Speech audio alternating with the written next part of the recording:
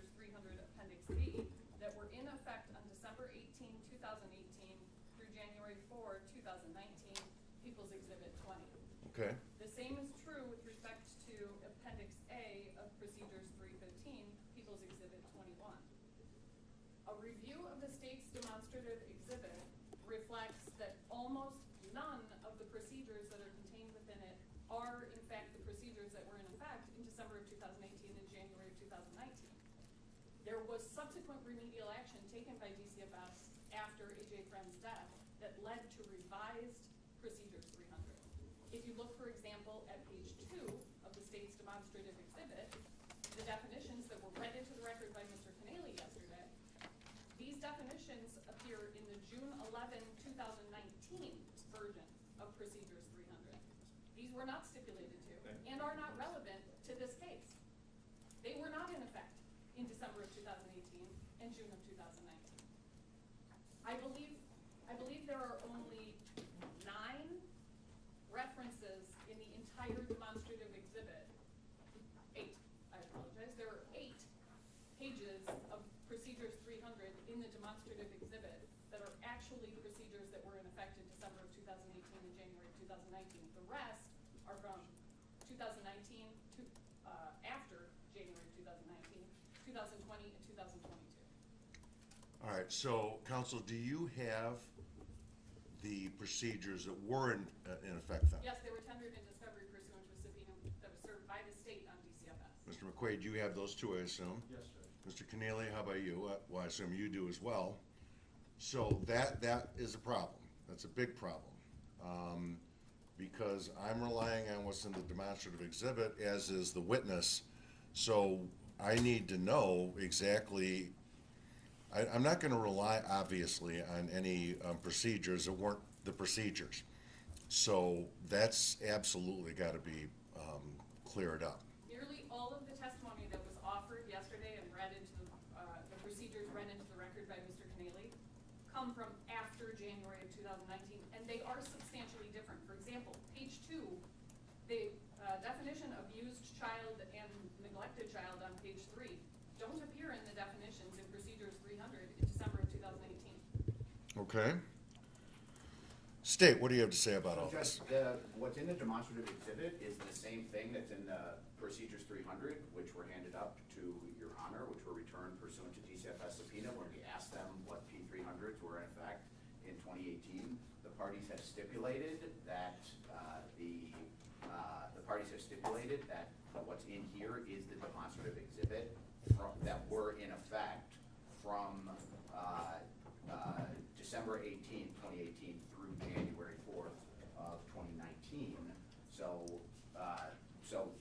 this is what they stipulated to. So what's in here is what they stipulated to were in effect at the relevant time, and what's in here is what's been used in the demonstrative exhibit. Well, but I'm keeping in mind that the demonstrative exhibit was given over to counsel yesterday. Bottom line is this. There is a way to ascertain the exact policies that were in effect on those dates. And that is absolutely critical. What I would suggest is this. We're not going to go any further on this line of inquiry until I know that the witness is publishing to me the accurate procedures. It would be, we don't even have to, I don't have to explain further. It's clear that that has to happen.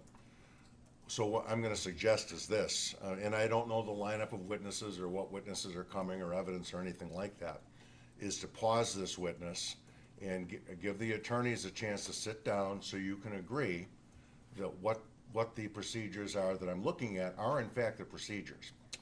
I don't think it should take very long to do that.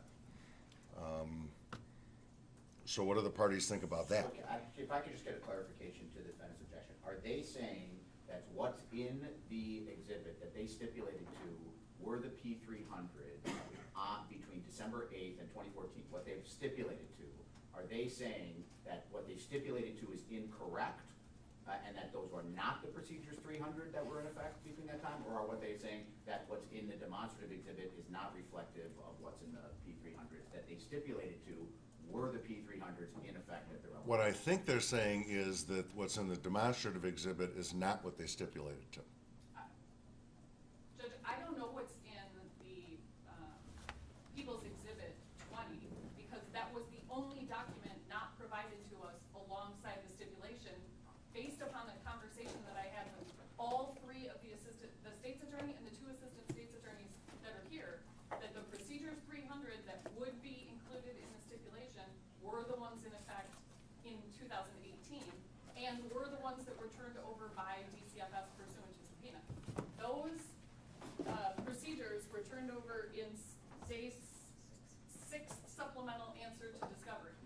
Those are a complete copy of the procedures 300 that were in effect as of December 2018. So If those procedures that were turned over in discovery are not what is State's Exhibit 20, then they submitted a fraudulent version of the procedures 300. But you agree that you do actually have the procedures from them, so you must have gotten that from the state. I have the correct procedures, yes. You got that from the state though, right? That is correct. All right, so then I don't think there's any issue of fraud here. I think there's an issue of making sure. So I understand that sometimes when we're obtaining large amounts of paperwork like this, especially when there have been revisions, that sometimes you can have more information than you necessarily want to have, and that may include the law the way it was and then the law the way it became.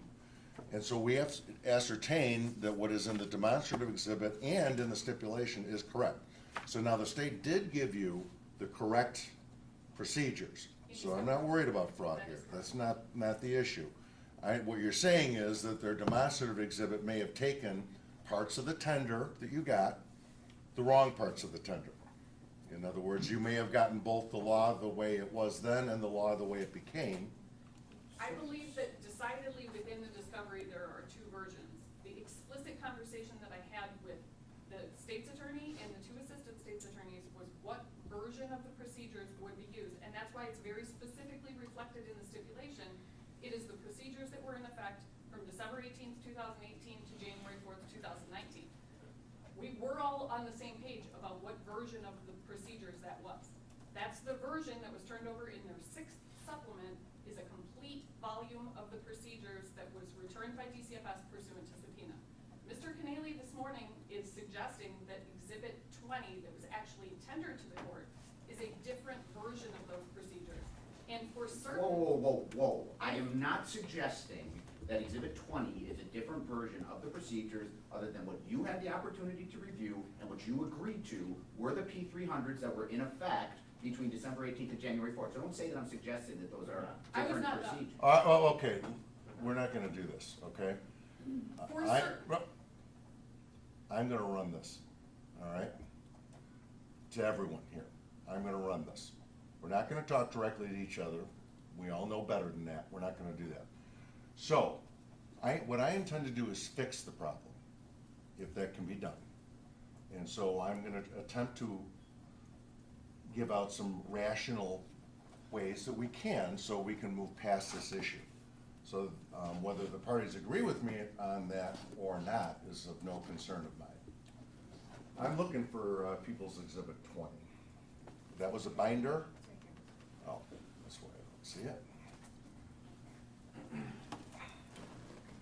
It sounds like the state in the discovery process has given probably both what the law was at the time or the procedures were at the time, as well as changes made to the procedures.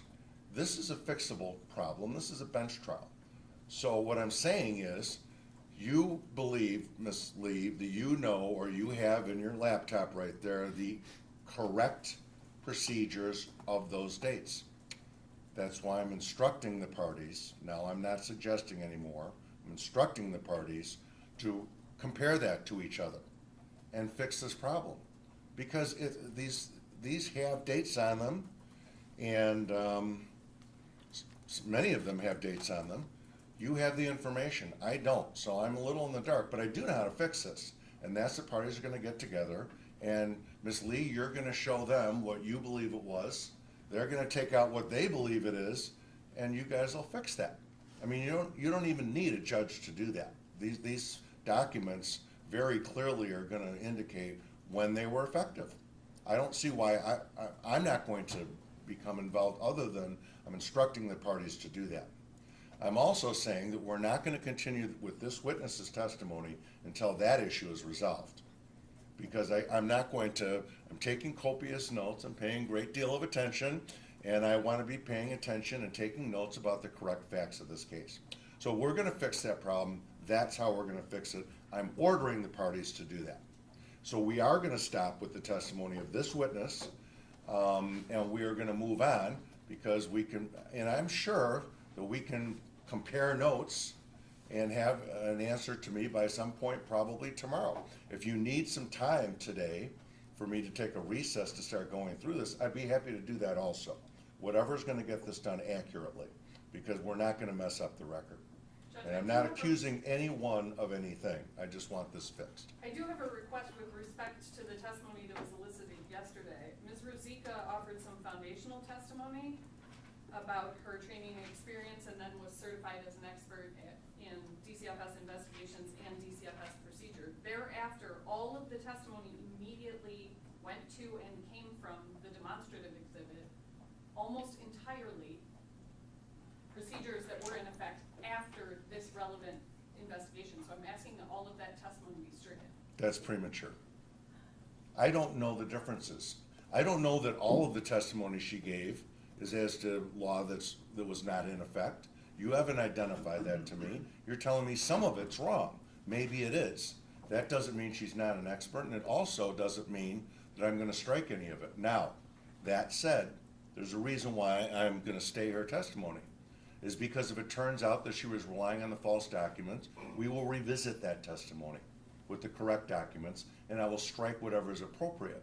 I'm not gonna speculate as to what that is and start striking some of the testimony, but not all of it. That's not how judges work, Judge, okay? I'm not asking you to speculate. I can tell you that we got to page 43 of the demonstrative exhibit yesterday, and only pages 1, 4, 5, and 6 are from the policies and procedures that were in effect. Then that's an argument you're gonna make to me after you do what I'm ordering you to do. I think what I'm ordering you to do is pretty common sense stuff here, all right? I can't imagine any judge would say anything other than what I'm saying right now. That's how we're gonna fix this problem. So it's not up for debate. If you wanna make whatever motion you wanna make after you've done that, then feel free, but it's premature. Okay, so we're not gonna talk any more about that right now. I've already said what I intend to say.